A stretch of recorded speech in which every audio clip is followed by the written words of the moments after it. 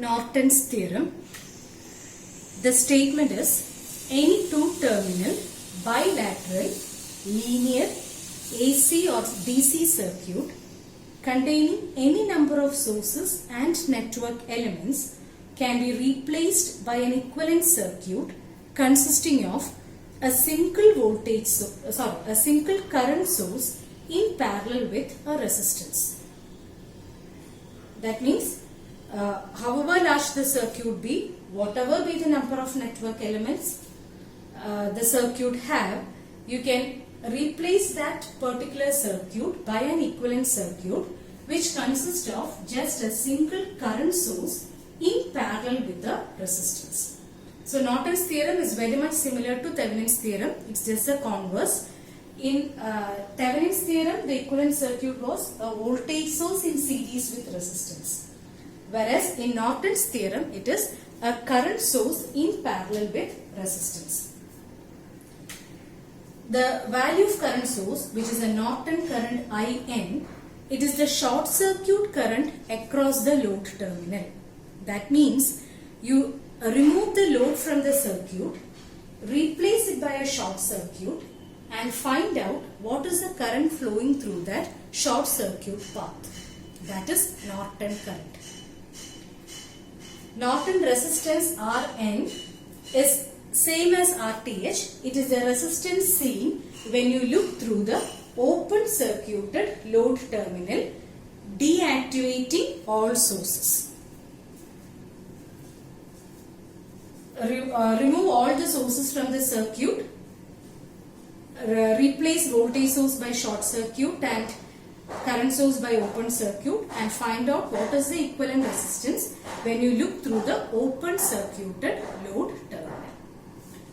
So to apply Norton's theorem, you have to perform two steps. One is remove the load, replace it by short circuit and find out what is the current flowing through that short circuit path.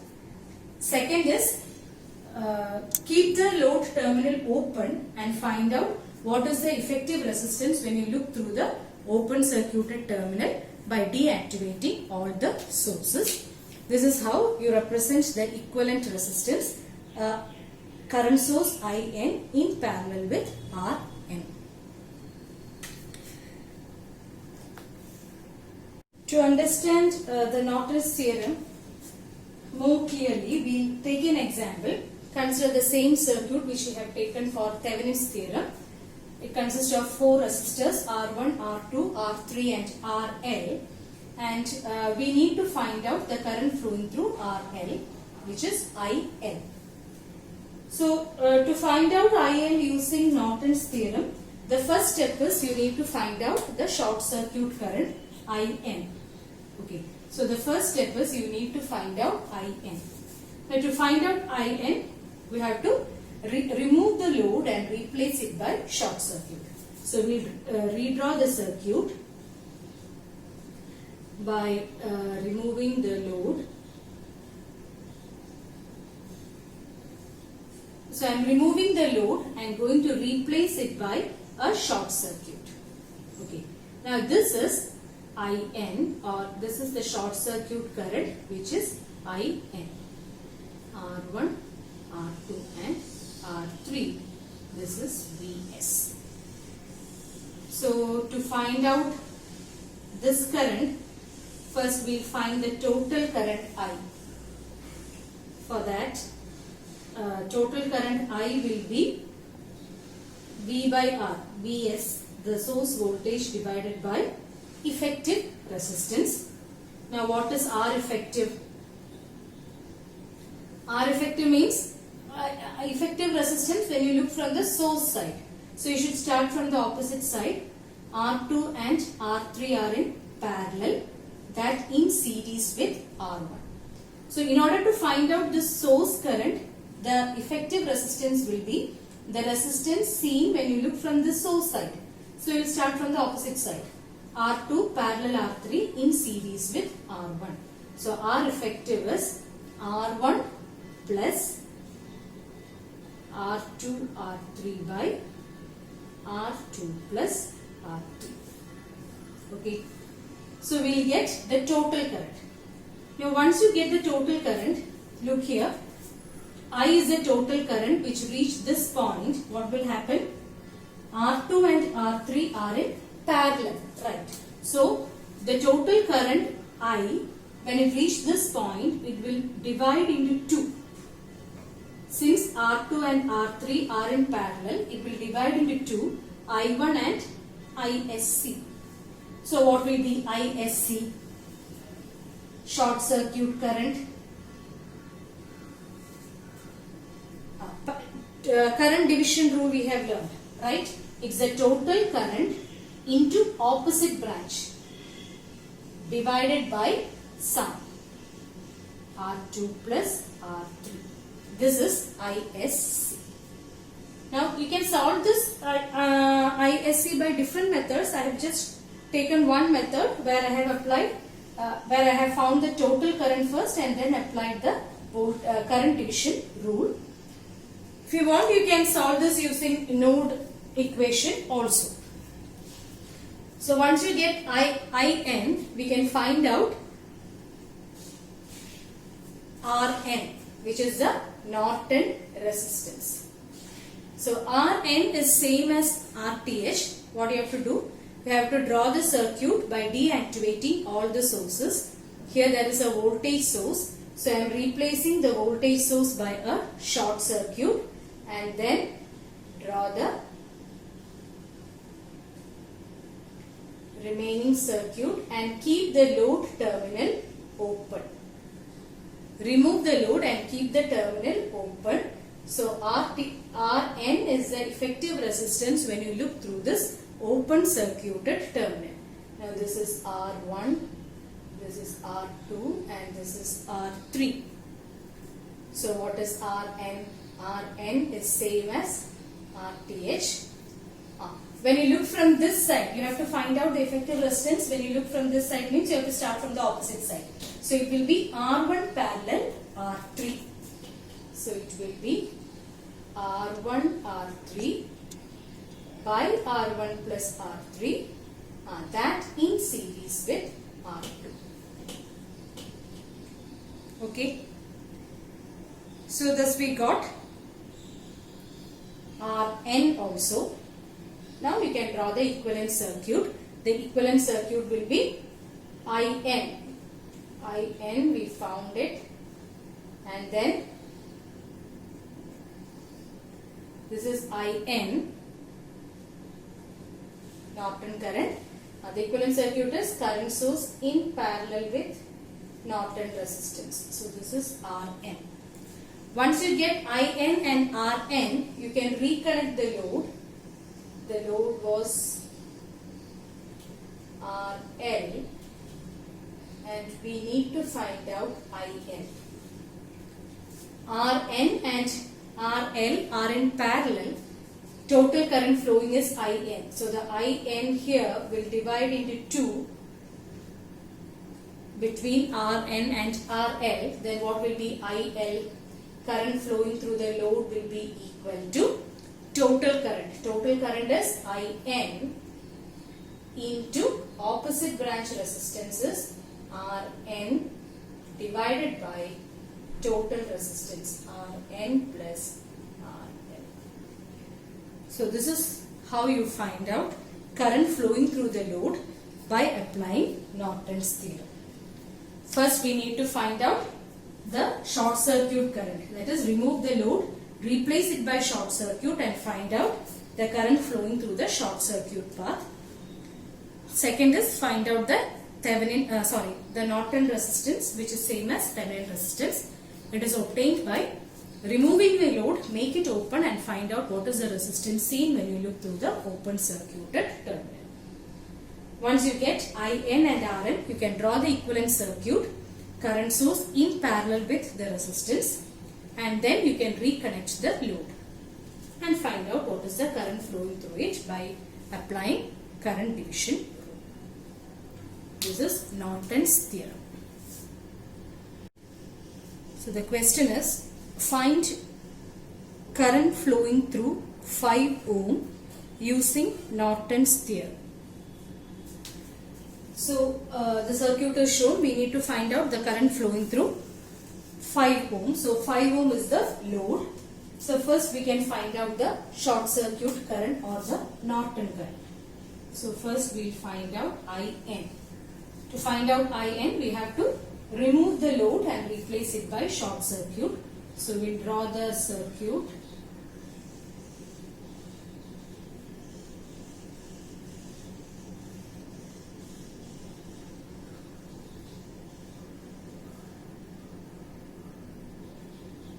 Okay. I am removing the 5 ohm from the circuit and replacing it by short circuit. And we need to find out the short circuit current, which is IN. This is 10 ohm, 1 ampere, 6 ohm, 3 ohm and 10 volt. So you can apply any of the methods. Here I am going to apply node analysis. This node and this node are the same, since there is nothing in between them. So let me take the voltage as V. So there is just a single node in the circuit. Now if you want to avoid any confusion, if you want, you can draw it like this. To make it clear that it is just a single node. So it's a single node with how many branches connected to it? 1, 2, 3, 4. So we assume current is leaving in all the branches except this branch having the current source. You have to keep it as such.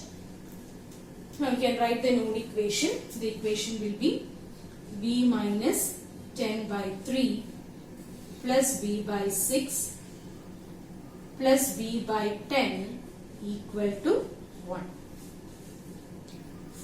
Now we can solve this. 1 by 3 plus 1 by 6 plus 1 by 10. V equal to 1 plus 10 by 3. On solving this, you will get V equal to 130 by 8. Okay. So this is V on solving the above equation. Now we need to find out ISC. What is ISC? ISC is current flowing through this branch, which is nothing but V by 10. So once you get V, this is our ISC. So once you get V, you can find out ISC. So ISC or Norton current ISC is same as, which is V by 10. Okay. So 130 divided by 180, which is 0.722. So we'll get the Norton current. Now we can find out the Norton resistance. You have to deactivate the source. Here there is a voltage source and a current source. Voltage source is replaced by short circuit and current source by open circuit. So the circuit will be replace the voltage source by short circuit.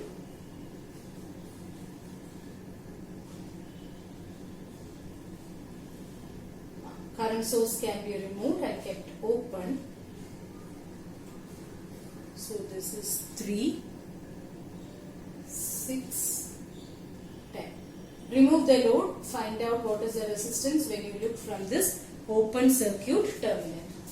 Rn will be 3 parallel 6 in series with 10. Finally, we have to reach here, means we have to start from the opposite side. So 3 and 6 are in parallel, that in series with 10, which is 12. So once you get a Norton current and the Norton resistance, we can draw the equivalent circuit. Equivalent circuit is the current source in parallel with the Norton resistance. So the current is 0.722 resistance is 12 ohm. Now you can reconnect the load. The load was 5 ohm. So this is 5 ohm. And find out this current. What is that? I equal to total current. It is 0.722 into opposite branch 12 divided by sum 70, which is you will get as 0.5 ampere.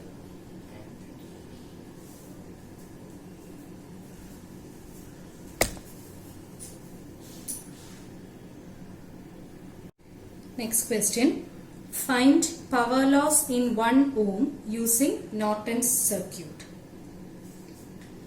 So this is the circuit. We have to find out the power loss. That is 1 ohm is the load here. So first we find out the Norton current IN. For that we have to remove the load and replace it by short circuit. So the circuit will be 10 volt.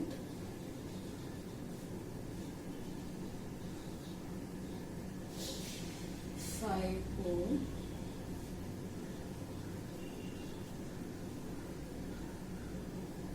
Remove the load, replace it by short circuit. So this is 10 volt, 5 ohm, 2 ohm, 5 ampere, 2. This is our Norton current.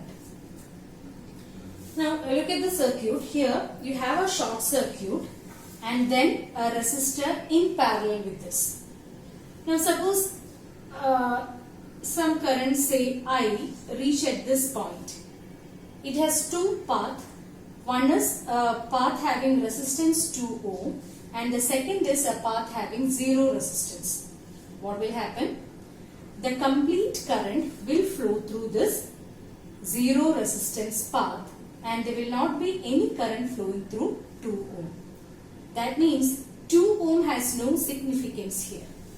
So any element which appear in parallel with a short circuit can be neglected. So we can remove this 2 ohm from the circuit. Okay. So all the branches which come in parallel with a short circuit can be removed. So the circuit has been simplified. Now there is just a single node. Let the voltage be V. We can write the node equation. V minus 10 by 5. Now this is N ring. So the other is V by 2 equal to 5. We can solve this. V into 1 by 5 plus 1 by 2 equal to 5 plus 2. Solving this, you will get V equal to 10 volt.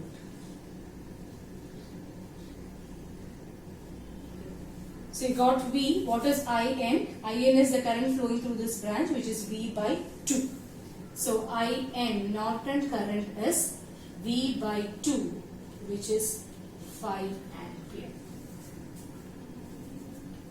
Now we will find out Rn.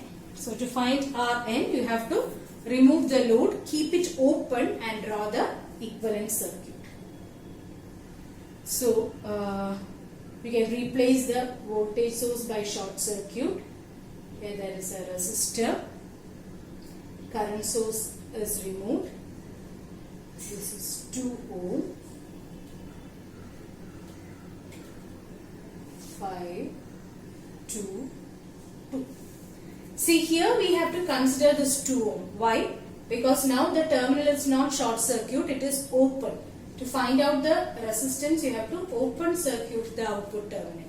So as long as this is open, 2 has its role.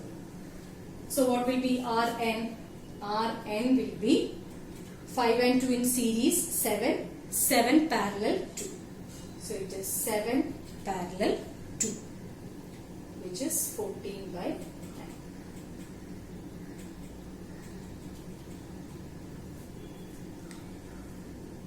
Now we can draw the equivalent circuit.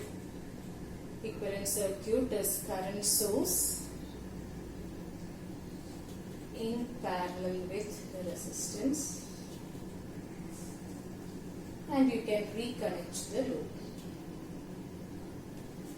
Okay, so this is 5 ampere, this is 14 by 9, and the load is 1 ohm. Current is I equal to total current into opposite branch resistance divided by sum, 14 by 9 plus 1. Okay, you get it as 3.039 or 04 ampere. And here the question is, you need to find the power loss. So what is power loss? P. Power P is equal to, I'll write it here, power loss across 1 ohm is I squared R. So I is 3.039 the whole square into 1. So that is